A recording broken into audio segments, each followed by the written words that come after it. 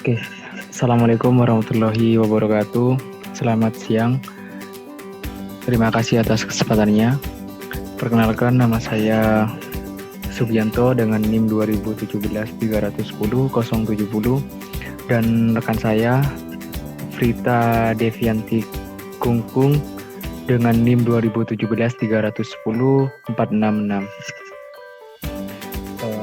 Baik, di sini saya akan menjelaskan simulasi trading saham di RTI Business. Yang pertama, analisis fundamental. Saya akan menjelaskan analisis fundamental. Analisis fundamental yaitu adalah penghubungan analisis ekonomi, industri, dan perusahaan untuk memperoleh gambaran mengenai harga wajar saham dan proyeksi nilainya di masa yang akan datang.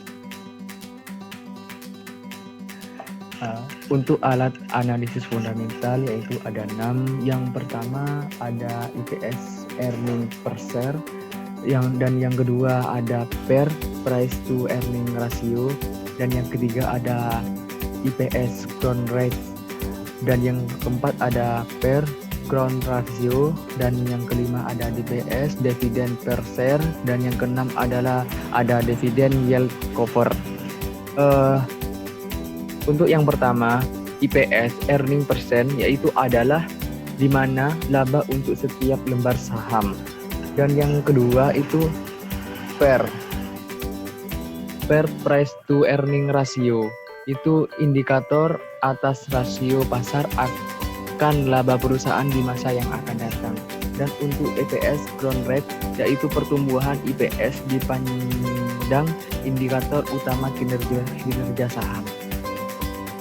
Dan untuk yang keempat itu PER growth ratio, yaitu rasio ini jarang diperhatikan, tetapi rasio ini bermanfaat untuk mengidentifikasi yang memiliki PER tinggi. Dan untuk yang kelima DPS, dividend per share, itu mirip dengan IPS dalam hal memberikan informasi kinerja saham serta sumbaran dividen payout ratio. Dan untuk yang kelima dividend yield cover, yaitu dividen persen yang merupakan DPS tahunan dibagi dengan penutupan saham.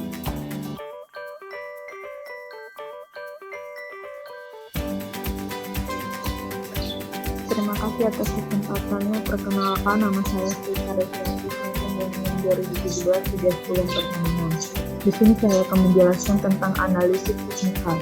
Nah, analisis teknikal ini memproyeksi harga saham di masa datang dengan menggunakan data perdagangan. Nah, di mana analisis ini biasanya melihat harga, volume, dan indikator psikologis dari waktu ke waktu. Analisis teknikal ini melihat tren dan pola dalam data pasar historis yang mengidentifikasikan pergerakan harga di masa yang akan datang. Dan berikut ada lagging indikator. Lagging indikator ini yaitu memberikan sinyal jual dan sinyal beli setelah terjadinya suatu tren. Nah, di mana indikator ini kurang memiliki nilai prediktif tetapi risikonya lebih tinggi. Berikut ada 4 jenis lagging indikator. Yang pertama Bollinger Band. Bollinger Band ini memberikan batas atas dan batas bawah. Nah, di mana batas ditetapkan dengan menggunakan standar deviasi. Biasanya sinyal beli berbentuk bila harga memotong ke atas batas bawah, sedangkan sinyal jual berbentuk bila harga memotong ke batas bawah atas. Dan berikut ada MACD. MACD ini yaitu sebagai perbedaan antara MA pendek dan MA panjang. Nah, di mana sinyal beli bila MA pendek memotong ke atas MA panjang di bawah garis 0, sedangkan sinyal jual bila MA pendek memotong ke batas bawah MA panjang di atas garis 0. Yang berikut ada RSI, yang merupakan indikator yang menunjukkan kapan harga terlalu mahal dan terlalu murah yang paling populer. Nah, di mana sinyal beli bila garis RSI ini memotong ke atas batas bawah 30, sedangkan sinyal jual bila garis RSI memotong ke bawah batas atas 70. Yang berikut ada stock heavy oscillator, yang dimana merupakan indikator yang menggunakan kapan harga terlalu mahal dan kapan harga terlalu murah. Dan analisis indikator ini sangat mirip dengan analisis yang RSI. Nah, dimana sinyal beli dari ini bila garis harga memotong ke atas batas bawah 20, sedangkan sinyal jual bila garis harga memotong ke bawah batas atas 80. Di sini saham yang akan dianalisis. Saham perusahaan yang akan dianalisis ada 4. Yang pertama INDF, Indofood Sukses Makmur Tbk, yang kedua INAF, Indofarma Tbk, yang ketiga TLKM, Telekomunikasi Indonesia Tbk, yang keempat UNCR, Unilever Indonesia Tbk. Yang berikut saya akan menganalisis saham perusahaan yang dianalisis. Yang pertama Indofood Sukses Makmur. Yang di sini saham ini kami membeli pada tanggal 26 Juni 2020. Nah, di mana saham ini kemudian kami memakai jenis stock heavy yang dimana terdapat pemotongan ke batas atas 20, batas bawah 20 dan batas atas 80, sehingga kami membeli saham ini. Kemudian yang berikut adalah saham perusahaan yang akan dianalisis, yaitu harga jualnya. Di mana Indofood Sukses Makmur ini, di sini kami menjual saham kami, dan di mana saham kami saat ini sedang melakukan perpotongan. Nah, kemudian dalam ini perpotongan ini mendekati batas atas, dan maka disitulah kami memutuskan menjual saham dan kami menggunakan stock heavy oscillator. Yang berikut saham yang kedua yaitu INAF, Indofarma Tbk. Di sini kami membeli saham pada tanggal 26 Juni 2020, dan di mana saham kami mendapatkan perpotongan batas atas dan batas bawah. Dan di sini kami menggunakan Bollinger Band, sehingga kami memutuskan untuk membeli saham ini. Yang berikut ada harga jual.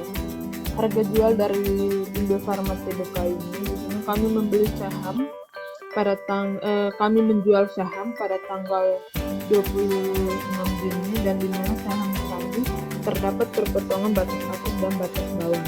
Maka disitulah kami memutuskan untuk menjual saham dan kami menggunakan Bollinger Band. Selanjutnya akan dijelaskan oleh rekan saya.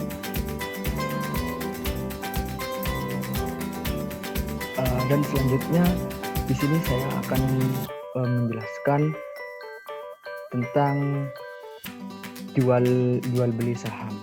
Di sini saya membeli saham perusahaan Telekomunikasi Indonesia Tbk, di mana saya membeli harga di saat itu memotong ke atas terjadi di batas bawah 20. Pada saat itu saya mendapatkan harga saham yang murah, dan untuk menjual saham, saya menjual saham Telekomunikasi Indonesia Tbk, yaitu pada saat itu harga memotong ke bawah dan memotong ke atas pada atas 80, sehingga saya mendapatkan harga saham yang sangat tinggi.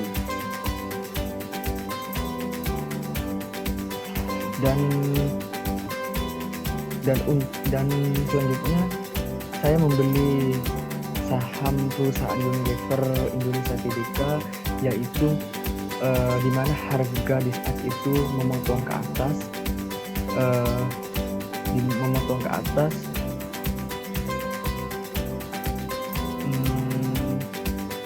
harga yang memotong ke atas pada saat itu memotong ke atas terjadi di bawah atas 60.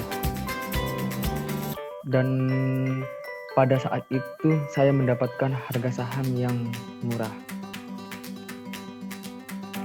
Dan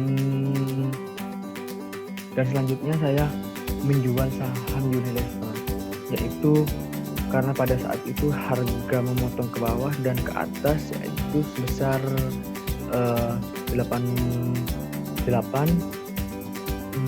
sehingga saya mendapatkan harga yang sangat tinggi. Terima kasih.